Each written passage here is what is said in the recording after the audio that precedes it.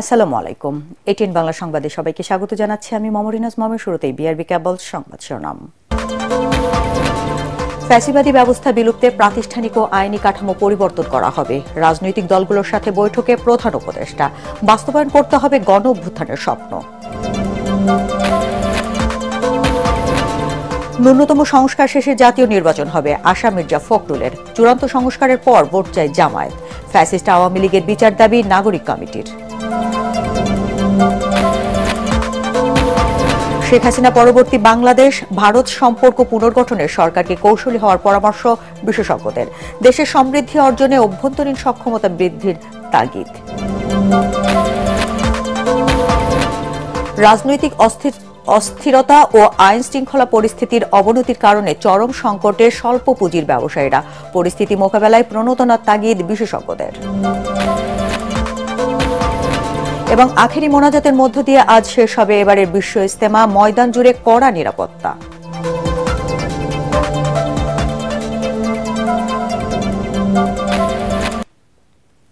শুনছিলেন বিআরবি কেবল সংবাদ শিরোনাম। এবার বিস্তারিত। ফ্যাসিবাদী ব্যবস্থা বিলুপ্ত করতে আইনি ও প্রাতিষ্ঠানিক সংস্কারই অন্তর্বর্তী সরকারের প্রধান লক্ষ্য বলে জানিয়েছেন প্রধান উপদেষ্টা ড. মোহাম্মদ ইউনূস। জাতীয় ঐকমত্য কমিশনের সাথে রাজনৈতিক দল সহ অংশীজনদের সাথে সংলাপে তিনি বলেন, সবাই এক হয়ে বাস্তবায়ন করতে হবে গণ অভ্যুত্থানের স্বপ্ন। এ সময় নতুন বাংলাদেশের সনদ তৈরিতে রাজনৈতিক পক্ষগুলোর সাথে আনুষ্ঠানিক ও আনুষ্ঠানিক আলোচনা চলবে বলে জানিয়েছেন জাতীয় ঐকমত্য কমিশনের যুগ্ম আহ্বায়ক অধ্যাপক আলী রিয়াজ। বিস্তারিত জানাচ্ছেন একরামুল হক সাইম।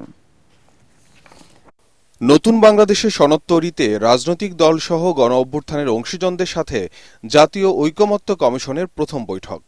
কমিশনের আহ্বায়ক ও প্রধান উপদেষ্টা অধ্যাপক ড. মোহাম্মদ ইউনূসের সভাপতিত্বে বৈঠকে ২৬টি দল ও জোটের প্রায় ১০০ নেতা অংশ নেন। এই সংলাপের মাধ্যমে প্রথম অধ্যায় শেষ করে অন্তর্বর্তী সরকারের দ্বিতীয় অধ্যায় শুরু হলো বলে স্বাগত বক্তব্যে জানান প্রধান উপদেষ্টা। যা সফল করতে ঐক্যের উপর তাগিদ দেন তিনি। আজকে আমাদের সেই দ্বিতীয় পর্ব শুরু। আপনারা এই দ্বিতীয় পর্ব স্রষ্টা। সাধারণ মানুষ সহ রাজনৈতিক ব্যক্তি সহ রাজনৈতিক নেতৃত্ব সহ সবাই যে সমর্থন দিয়েছে, এটা বড় লেটারে দেখা থাকবে যে সমর্থন আমরা করতে পারি, একত্র হতে পারি। এইটা যদি ঠিক থাকে, যেভাবে আমরা প্রথম অধ্যায় আমরা শেষ করলাম, দ্বিতীয় অধ্যায়ে যদি আমরা ঠিক রাখতে পারি, তৃতীয় অধ্যায়ের জন্য আমাদের কোনো চিন্তা নেই, আমরা নিশ্চয়ই নতুন বাংলাদেশ বানাতে পারব। প্রধান উপদেষ্টা বলেন, সংস্কার এমন ভাবে করতে হবে যেন নতুন নির্বাচিত সরকারকে নিয়ে আর বিতর্ক না হয়। যে আইনি কাঠামোর মাধ্যমে, যে প্রাতিষ্ঠানিক কাঠামোর মাধ্যমে স্বৈরাচারী সরকার সুযোগ পেয়েছিল, সেই কাঠামোর থেকে যেন আমরা পূর্ণরূপে বেরিয়ে চলে আসতে পারি। নির্বাচনের মাধ্যমে যে সরকার গঠন হবে সেটার ব্যাপারে কোনো প্রশ্ন তুলবে না, যেহেতু আইন কানুন এগুলো সব আমাদের জানা আছে এবং এর মধ্যে রয়েছে, নির্দিষ্টভাবে রয়েছে। এটা নট সরকারের ব্যাপারে থাকবে। জুলাই গণহত্যা নিয়ে জাতিসংঘের প্রতিবেদনকে খুবই ইতিবাচক উল্লেখ করে ড. ইউনূস বলেন, সরকারের প্রতি জাতীয় ও আন্তর্জাতিক সমর্থন নতুন বাংলাদেশ গড়ার বড় সুযোগ। বাংলাদেশকে ঘিরে যে অপপ্রচার চলছিল, এক প্রতিবেদনই সমস্ত সমাপ্ত। বলতে পারবে কিন্তু কোনো আওয়াজ বেরোবে না। এ সময় জাতীয় ঐকমত্য কমিশনের যুগ্ম আহ্বায়ক অধ্যাপক আলী রিয়াজ জানান, সংস্কারের রূপরেখা চূড়ান্ত করতে রাজনৈতিক পক্ষগুলোর সাথে আলোচনা চলমান থাকবে। আলাপ আলোচনার মধ্য দিয়ে ঐকমত্যের ভিত্তিতে একটি জাতীয় সনদ তৈরি হবে, যা আগামীতে দেশ কিভাবে চলবে, কি আদর্শ ধারণ করবে তার একটি দলিল হয়ে উঠবে। তার ভিত্তিতেই যারাই ক্ষমতায় আসুন, যারাই ক্ষমতায় থাকেন, আশু এবং দীর্ঘমেয়াদের সংস্কারগুলো তারা সাধন করতে পারবেন। সার্বক্ষণিক যোগাযোগের মধ্যেই আসলে বোঝাপড়া, আলাপ আলোচনাটা অগ্রসর হবে। আনুষ্ঠানিক যোগাযোগ যেমন থাকবে, অনানুষ্ঠানিক আলোচনা অব্যাহত থাকবে। ঐকমত্য কমিশনের প্রথম সংলাপকে নতুন বাংলাদেশ গড়ার সনদ তৈরিতে প্রস্তুতি সভা হিসেবে আখ্যায়িত করছে অন্তর্বর্তী সরকার।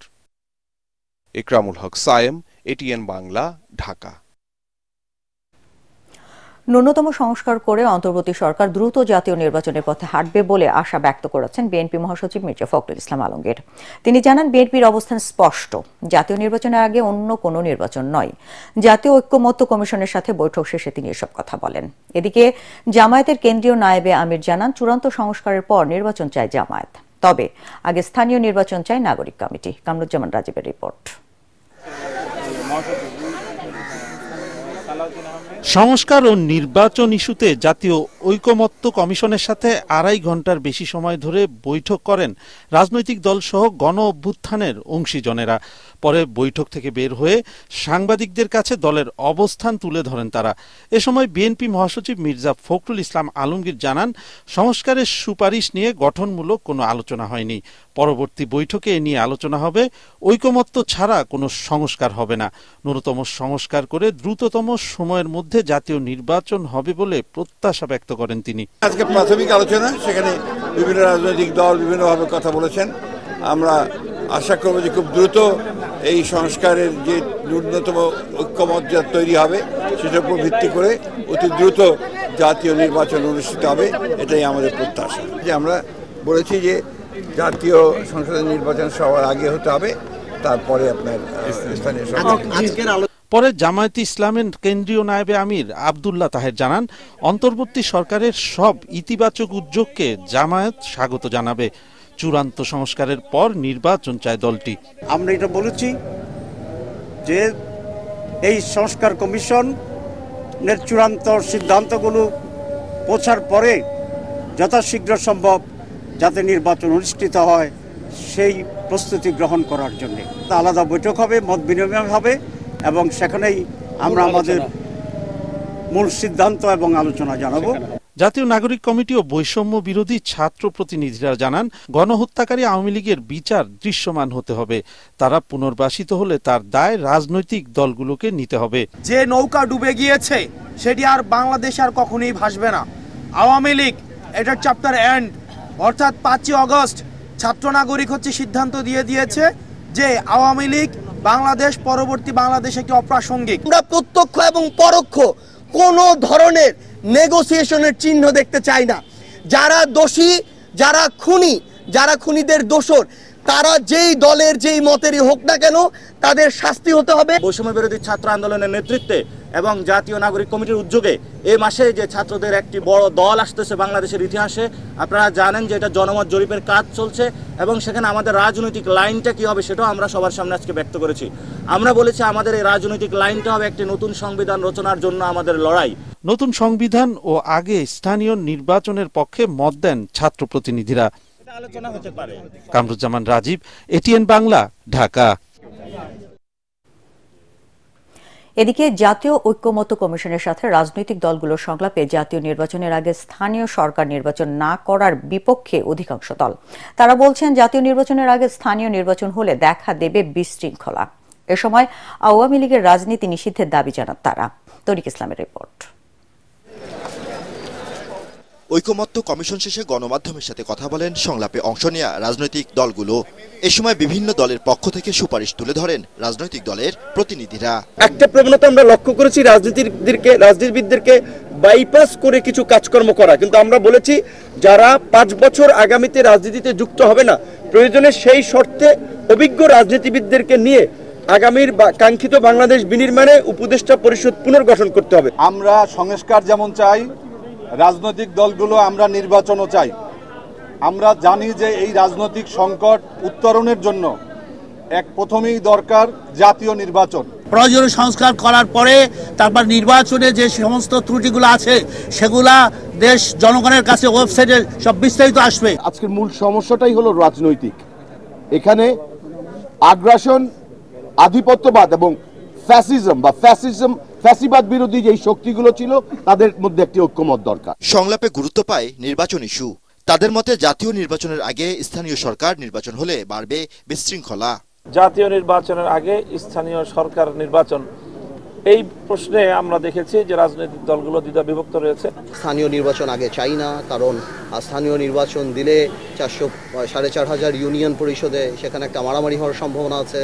একটা জানেন আপনারা ইউনিয়ন পরিষদের নির্বাচন অনেক বেশি রক্তক্ষয়ী সংঘর্ষ সেসব জায়গাতে হয়। আমরা বলেছি স্থানীয় নির্বাচন আগে করলে অনেক রকম ভুল বোঝাবুঝি, বিভেদ সৃষ্টি হতে পারে নিচের পর্যায়ে। জাতীয় সংসদ নির্বাচনের পূর্বে স্থানীয় সরকার নির্বাচন চিন্তা করাটা অত্যন্ত বিপজ্জনক হবে।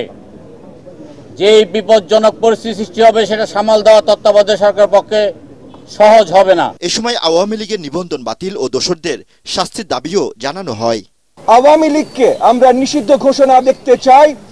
একটা টেররিস্ট অর্গানাইজেশন হবার জন্য যা যা ক্যারেক্টারিস্টিক দরকার প্রত্যেকটা আওয়ামী লীগ করেছে, গত 16 বছর ধরে করেছে। আমাদের এই ঐক্য ধরে রাখতে হবে। আমাদের যারা শহীদ হয়েছেন এই ছাত্র জনতার আন্দোলনে, এই ফ্যাসিস্ট স্মরণ মুভমেন্টে, তাদের আত্মত্যাগকে আমাদের ভবিষ্যতে আমাদের কোনো কর্মকাণ্ড জানি কোনোভাবে অপমানিত না করে।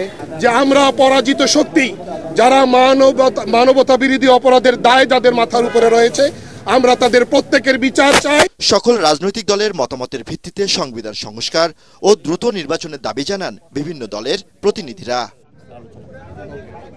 তরিক ইসলাম, এটিএন বাংলা, ঢাকা। স্থানীয় নয়, জাতীয় নির্বাচন আগে করার দাবি জানিয়েছেন বিএনপির সিনিয়র যুগ্ম মহাসচিব রুহুল কবির রিজভী।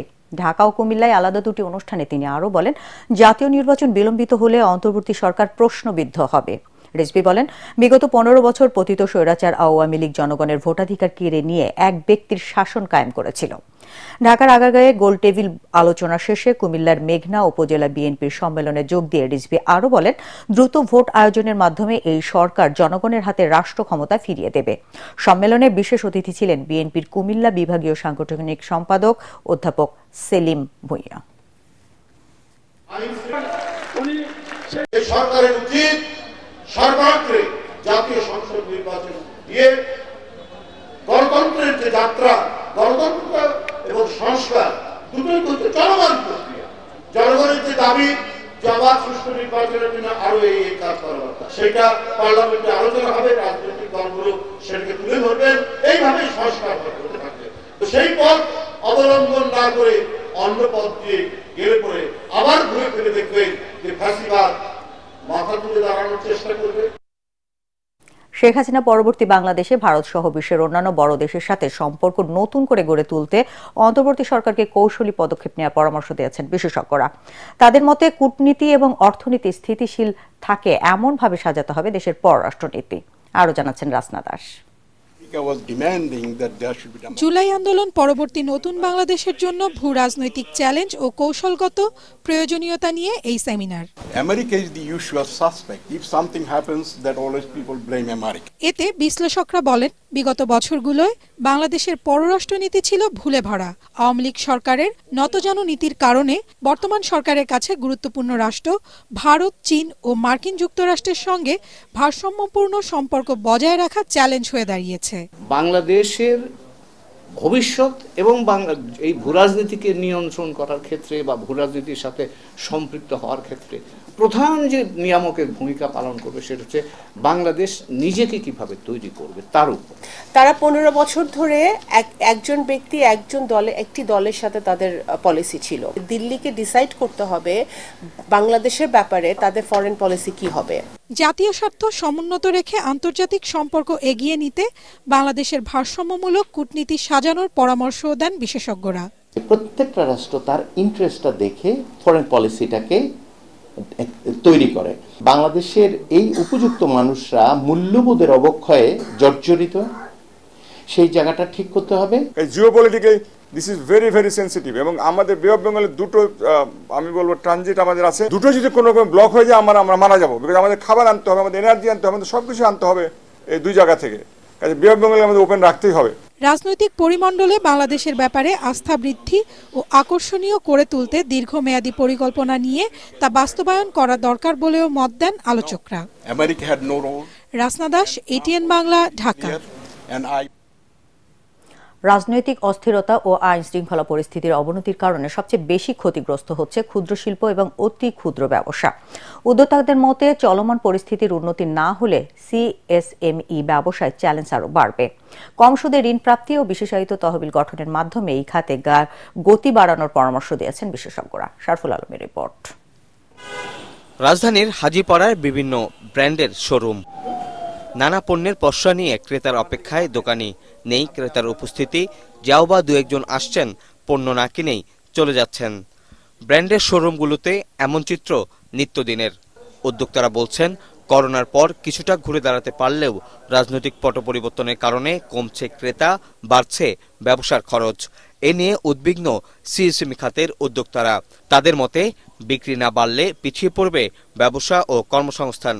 কাস্টমার আসতো, আমরাও সেল করে খুবই স্যাটিসফাই হতাম, কাস্টমারও স্যাটিসফাই হতো, কিন্তু আমরা ওরকমভাবে এখন সেল করতে পারতেছি না, কাস্টমার তেমন ফিডব্যাক পাচ্ছি না। আমাদের দোকান ভাড়া আছে, স্টাফ খরচ আছে, এভরিথিং যে খরচটা এগুলো কাভার দিয়ে আমরা হিমশিম খেয়ে যাচ্ছি। পারচেজিং পাওয়ার অনেক কমে গেছে মানুষের একটা অস্থিরতার ভিতর আছে, আসলে কি হবে। সামনে রমজান আছে, সবাই কেনাকাটা করে, আমরা ওইটার জন্যই বসে আছি। রেট অফ ইন্টারেস্ট যাতে কম হয়, ফান্ড যদি পাই আমরা চেষ্টা করব বিজনেসটাকে আবার ঘোড়ায় নিয়ে আসতে আগের জায়গায়। দেশ জুড়ে সিএসএমই খাতে কর্মসংস্থানের হার 85%, যেখানে জিডিপিতে যায় 30%-এরও বেশি। মোট রপ্তানিতেও এ খাতের ভূমিকা বাড়ছে জানিয়ে বিশ্লেষকরা বলছেন অর্থনীতি চাঙ্গা রাখতে সচল রাখতে হবে সিএসএমইর সব ব্যবসা। প্রয়োজনে এসব উদ্যোক্তাদের অগ্রাধিকার ভিত্তিতে অর্থায়নের পরামর্শ দিয়েছেন তারা। এরা ছোট লোন না দিয়ে বড় লোনের ফাইল হ্যান্ডেল করতে যদি আরাম পায় সেটাকে খুব গুরুত্ব দেয়। কৃষি লোনের ক্ষেত্রে কিছুটা ইজি করা হয়েছে, এনজিও থ্রুতে করতে পারে, কিন্তু এসএমই সিএমএসএমইর জন্য তো অন্য কোনো এজেন্ট নাই। কিন্তু সেই জায়গায় আপনি দেখেন যে পরিষ্কারভাবে সারপ্লাস যেখান থেকে ডিপোজিট আসে সেই জায়গায় কিন্তু এসএমই লোনের প্রয়োজন বেশি। আমার মনে হয় এই বিষয়টার প্রতি আরও বেশি গুরুত্ব এবং ওই এগ্রিকালচারের বছরের প্রথম টার্গেটের মতো এসএমই তো একটা টার্গেট দিয়ে দেওয়া উচিত বলে আমি মনে করি। রমজানে সিএসএমইর ব্যবসায় বিক্রি বাড়বে জানিয়ে আইন শৃঙ্খলা পরিস্থিতির উন্নয়ন ও রাজনৈতিক স্থিতিশীলতা নিয়ন্ত্রণে সরকারের সহযোগিতা চান ব্যবসায়ীরা, নইলে ব্যবসা গুটিয়ে নিতে পারেন অনেকেই, এমন আশঙ্কাও করেছেন কেউ। শরফুল আলম, এটিএন বাংলা, ঢাকা। বিশ্ব ইজতেমার শেষ পর্বের দ্বিতীয় দিনে ধর্মীয় বয়ান শুনে ও ইবাদত বন্দেগীর মাধ্যমে সময় কাটিয়েছে মুসল্লিরা। আজ আখিরি মোনাজাতের মধ্য দিয়ে শেষ হবে 58তম বিশ্ব ইজতেমার এবারের আসর। তবে কয়েক ধাপে ইজতেমা আয়োজনকে ভালোভাবে দেখছে না তাবলিগ জামায়াতের সাথীরা। এদিকে ইজতেমায় অংশ নেয়া দেশি বিদেশি মুসল্লিদের সার্বিক নিরাপত্তায় কাজ করছে গাজীপুর মেট্রোপলিটন পুলিশ। আখিরি মোনাজাত উপলক্ষে নিরাপত্তা নজরদারি বাড়িয়েছে পুলিশ।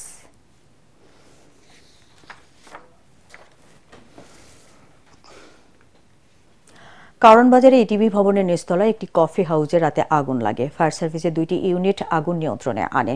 আগুনের কারণে ওই ভবন ধোঁয়ায় আচ্ছন্ন হয়ে পড়ে। ফায়ার সার্ভিসের ধারণা পেয়ালা হাউসে বৈদ্যুতিক গোলযোগ থেকেই আগুনের সূত্রপাত। তবে তাৎক্ষণিকভাবে ক্ষয়ক্ষতির পরিমাণ জানা যায়নি। 8টি ইউনিটের 1 ঘন্টার চেষ্টায় রাজধানীর পুরান ঢাকার লালবাগ এলাকায় ইসলামবাগের বহুতল ভবনে লাগা আগুন নিয়ন্ত্রণে এনেছে ফায়ার সার্ভিস। ভবনের নিচে থাকা প্লাস্টিকের গোডাউন থেকেই অগ্নিকাণ্ডের ঘটনা ঘটেছে বলে প্রাথমিকভাবে ধারণা করছে ফায়ার সার্ভিস। এলাকাবাসী জানান বিকেল 3টা 15 হঠাৎ দাউ দাউ করে জ্বলে ওঠে টিন শেডের প্লাস্টিকের গোডাউন। এদিকে অগ্নিকাণ্ডে হতাহতের ঘটনা না ঘটলেও ব্যাপক ক্ষয়ক্ষতি হয়েছে।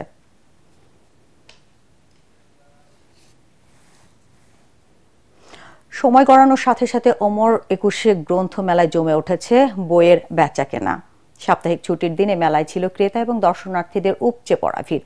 এই দিন আগ্রহের কেন্দ্রবিন্দুতে ছিল শিশু কিশোরদের বই। রিপোর্ট করছেন খায়রুল ইসলাম। নতুন নতুন বইয়ের মোড়ক উন্মোচন, সাহিত্য আড্ডা আর পাঠক এবং লেখকের মিলন মেলায় জমজমাট অমর 21 গ্রন্থমেলা প্রাঙ্গণ। ছুটির দিনে পরিবারের সবাইকে নিয়ে মেলায় আসেন ক্রেতা দর্শনার্থীরা। স্টলে স্টলে ঘুরে ক্রেতারা নির্বাচন করছেন পছন্দের বইগুলো। ছোটবেলা থেকে হচ্ছে তো হুমায়ুন আহমেদ, বিভূতিভূষণ, রবীন্দ্রনাথ ঠাকুর, এগুলা শরৎচন্দ্র, এগুলা পড়ে বড় হয়েছি। শনিবারের গ্রন্থমেলায় বেশি সাড়া পেয়েছে শিশু কিশোরদের বই। আমার নতিক মাহমুদের বই পড়তে খুব ভালো লাগে, উনি আমার ফেভারিট রাইটার।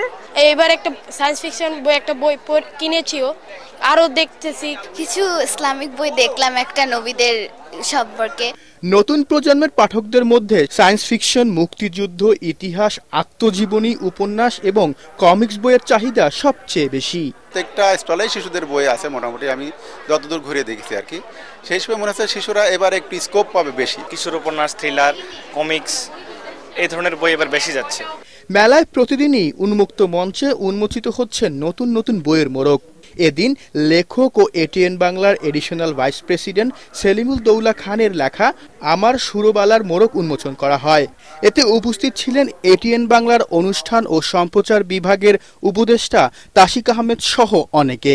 বই পড়া এবং বই লেখার কোনো বিকল্প নেই, কারণ বই আমাদের প্রাণের কথা বলে, আমাদের ভালো লাগা, ভালোবাসা, আমাদের দেশের কথা, মানুষের কথা, সবার কথা বলে। আমি তরুণ প্রজন্মের কাছে একটাই আর্জি রাখতে চাই, বেশি বেশি বই লিখতে হবে, কারণ বই লেখার কোনো বিকল্প নয়। এখানে আছে প্রেম, দ্রোহ, সমাজের সমসাময়িক বিষয় নিয়ে লেখা আছে, বোধ এবং আজকে যে সংস্কৃতি, সমসাময়িক বিষয় নিয়ে কবিতার বিষয়বস্তু। পাঠকদের ভালো সাড়া এবং বিক্রির ধারা বজায় থাকলে এবারের মেলা আরও সফল হবে বলেও আশা করছেন সংশ্লিষ্টরা। খায়রুল ইসলাম, এটিএন বাংলা, ঢাকা। এবার আন্তর্জাতিক সংবাদ।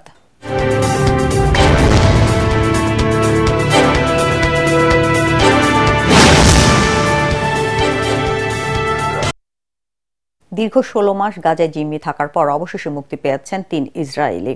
স্থানীয় সময় শনিবার সকাল 10টার দিকে গাজার দক্ষিণাঞ্চলীয় শহর খান ইউনিসে একটি মঞ্চে আন্তর্জাতিক মানবিক সংস্থা রেড ক্রসের প্রতিনিধিদের কাছে জিম্মিদের হস্তান্তর করা হয়। পরে রেড ক্রসের গাড়িতে তাদেরকে রাফা ক্রসিং এলাকায় আইডিএফ এবং ইসরায়েলের অভ্যন্তরীণ নিরাপত্তা সংস্থা শিন বেটের কর্মকর্তাদের কাছে হস্তান্তর করা হয়।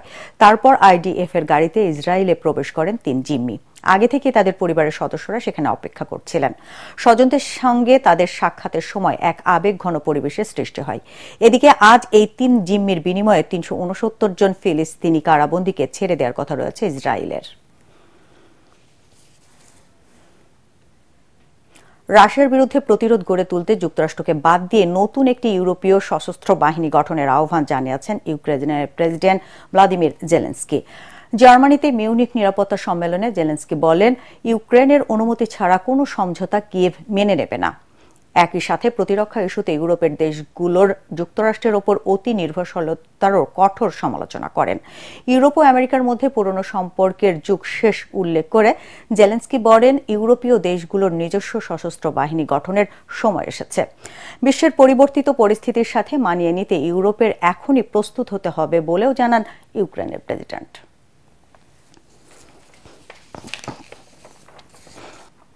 পানির ন্যায্য হিসা এবং তিস্তা প্রকল্প দ্রুত বাস্তবায়নের দাবিতে 48 ঘণ্টা লাগাতার অবস্থান কর্মসূচি করবে তিস্তা নদী রক্ষা আন্দোলন। তথ্যচিত্র প্রদর্শনী, সেমিনার এবং মশাল প্রজ্বলন সহ নানা আয়োজনে সাজানো হয়েছে এই কর্মসূচি। এজন্য তিস্তা পাড়ে ব্যাপক প্রস্তুতি শেষ করছে সংগঠনটি। তিস্তা ইস্যুতে বিশ্ববাসীর দৃষ্টি আকর্ষণের জন্য এই উদ্যোগ বলছেন আয়োজকরা। লালমনিরহাট থেকে আনোয়ার হোসেন স্বপনের তথ্যচিত্র নিয়ে ইমদাদুল্লাহ বাবুর রিপোর্ট। একসময়ের প্রমত্তা তিস্তা এখন মরা খাল। ভারত একতরফাভাবে পানি প্রত্যাহার করায় চর পড়েছে নদীতে। নদীর বাংলাদেশ অংশে অন্তত 150 কিলোমিটার এলাকা জুড়ে শুষ্ক মৌসুমে জেগে ওঠে বালুচর। আবার বর্ষায় ভারত আকস্মিকভাবে পানি ছেড়ে দিলে ডুবতে হচ্ছে লাখো মানুষকে। জাগো বাহে তিস্তা বাঁচাই স্লোগানে লালমনিরহাটে তিস্তা নদীর পাড়ে এই বৈষম্য নিরসনে ব্যতিক্রমী অবস্থান কর্মসূচি নিয়েছে তিস্তা নদী রক্ষা আন্দোলন। এতে আগামী 17 ও 18 ফেব্রুয়ারি তিস্তা পাড়ের 11টি পয়েন্টে অবস্থান কর্মসূচি পালন করবে তারা। তিস্তা পাড়ের আমাদের সাধারণ মানুষের পানি যেটি ন্যায্য হিস্যার দাবি, জন্ম থেকে দেখে আসতেছি আমরা বৈষম্যের শিকার হয়েছি। আমরা সর্বোপরি চাই এই এলাকার উন্নয়ন হোক, নদীটা শাসন হোক, যে মেগা প্রকল্প বাস্তবায়ন করার জন্য আমরা এটা আশা করব আন্তর্জাতিক পর্যায়ে আন্দোলনটা একটা অবস্থান ভূমিকা রাখবে। রংপুরে আয়োজিত সংবাদ সম্মেলনে তিস্তা নদী রক্ষা আন্দোলন কমিটির প্রধান সমন্বয়কারী জানিয়েছেন, আন্তর্জাতিক পরিমণ্ডলে এই ইস্যুতে সমর্থন আদায় কর্মসূচির প্রধান লক্ষ্য। দুটি দাবিকে সামনে রেখে এগিয়ে যেতে চাই। একটি হলো তিস্তার পানির ন্যায্য হিস্যা আমরা চাই এবং তিস্তা মহাপরিকল্পনাটা আমরা বাস্তবায়ন দেখতে চাই। ইতিমধ্যে জনগণের মধ্যে যথেষ্ট সাড়া আমরা লক্ষ্য করছি। কারণ এই দাবিটি হচ্ছে জন আকাঙ্ক্ষার দাবি, এটি রংপুরের বাঁচামরার দাবি, এটি আমাদের প্রাণের দাবি। কর্মসূচিতে দুদিনব্যাপী সভা, সেমিনার, বড় পর্দায় ছবি প্রদর্শন, ভাওয়াইয়া ও পালাগানে মুখরিত থাকবে তিস্তা পাড়। কর্মসূচি সফল করতে এরই মধ্যে সব প্রস্তুতি শেষ করেছেন আয়োজকরা। ইমদাদুল্লাহ বাবু, ATN বাংলা। এবার পাটেক্স খেলার খবর।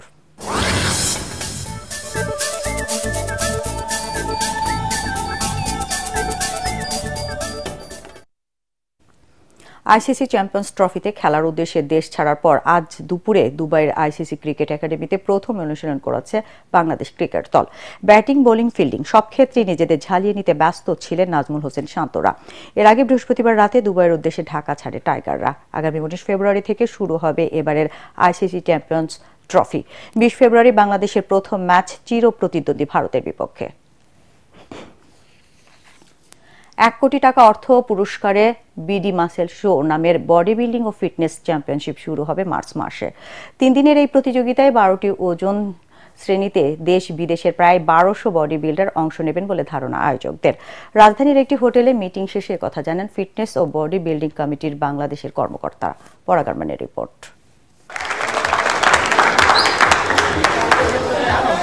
দেশের ইতিহাসে সবচেয়ে বড় বাজেটের body building championship BD muscle show শুরু হবে মার্চ মাসে।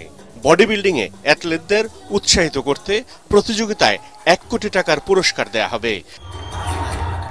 স্থানীয় এক হোটেলে আয়োজক কমিটির মিটিং শেষে একথা জানান ফিটনেস ও বডি বিল্ডিং কমিউনিটি বাংলাদেশের কর্মকর্তারা। অনেকগুলো বড় বড় বাংলাদেশের ব্র্যান্ডের কাছে গিয়েছি এবং তাদেরকে আমরা বুঝাইতে এটা সক্ষম হয়েছে এবং তারা আমাদের প্রোগ্রাম প্ল্যানিং এবং আমাদের ব্র্যান্ডিং দেখে আমাদের সাথে কাজ করার জন্য সবাই নিজ থেকে উদ্বুদ্ধ। আগামী 25 মার্চ থেকে 3 দিনের এই প্রতিযোগিতায় সেনাবাহিনী, বিজিবি, আনসার সহ দেশের 400টি ক্লাব, সংস্থা ও বিশ্ববিদ্যালয়ের 1200 জনের অধিক বডি বিল্ডার অংশ নেবেন বলে আশা আয়োজকদের। আমাদের এখানে ব্র্যান্ড নিউ গাড়ি দিচ্ছি, কার আবার 20-21টা মোটরসাইকেলও দিচ্ছি, ঠিক আছে? তাহলে এটা আমাদের প্লেয়ারদের জন্য, ঠিক আছে, অনেক high. Men's body building, physique, classic ও ডেনিম জিন্স নামের 4টি ডিসিপ্লিনে 12 ক্যাটাগরিতে প্রতিদ্বন্দ্বিতা করবেন দেশি ও প্রবাসী বডি বিল্ডাররা।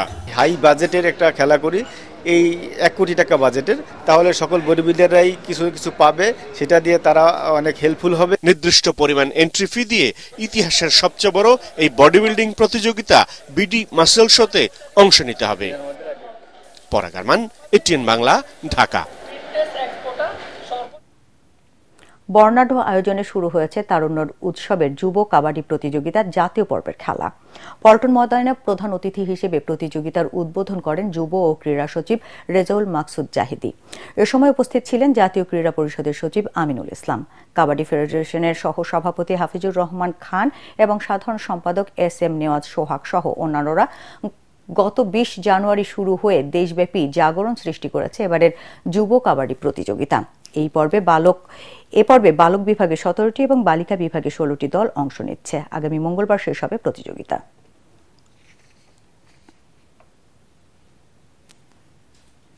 শেষ করার আগে বিআরবি কেবল সংবাদ শিরোনাম আরেকবার।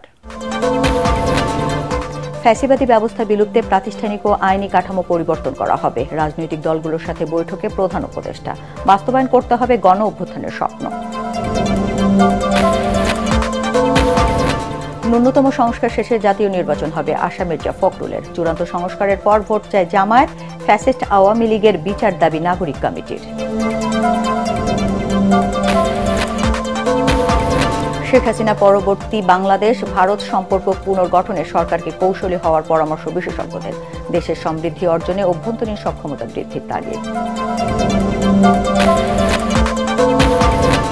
রাজনৈতিক অস্থিরতা ও আইন শৃঙ্খলা পরিস্থিতির অবনতির কারণে চরম সংকটে স্বল্প পুঁজির ব্যবসায়ীরা। পরিস্থিতি মোকাবেলায় প্রণোদনার তাগিদ বিশেষজ্ঞদের। এবং আখেরি মোনাজাতের মধ্য দিয়ে শেষ হবে আজ এবারের বিশ্ব ইজতেমা। ময়দান জুড়ে কড়া নিরাপত্তা।